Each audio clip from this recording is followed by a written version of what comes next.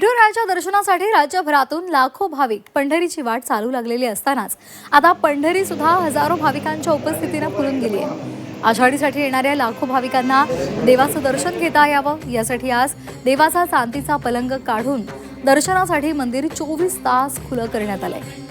विठुरायाचं नवरात्र सुरू होत असल्यामुळे आता देवाच्या विश्रांतीचा चांदीचा पलंग या नवरात्री काळामध्ये काढण्याची परंपरा असल्यामुळे विधिवत पूजा करून नवरात्र बसवण्यात आली। आज सकाळी देवाची पूजा झाल्यानंतर आणि देवाच्या मागे रुक्मिणी मातेच्या पाठीला मऊ कापसाचा लोड लावण्यात आलाय। आता 24 तास दर्शनासाठी उभ्या असलेल्या विठुरायाला थकवा जाणू नये यासाठी ही व्यवस्था करण्याची परंपरा आहे।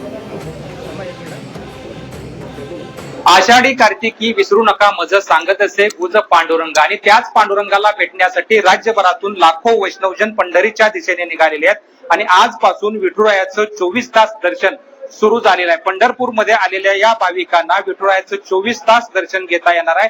त्यासाठी आताच काही वेळापूर्वी मंदिर समितीचे सहअध्यक्ष गैनाथ महाराज औसेकर, कार्यकारी अधिकारी राजेंद्र शेळके आणि सदस्यांच्या उपस्थितीमध्ये देवाची विधिवत पूजा झाली आणि देवाच्या मागे लोड लावण्यात आला। 24 तास दर्शन सुरू झाल्यानंतर देवाला थकवा येऊ नये म्हणून हा लोड लावण्याची परंपरा आहे।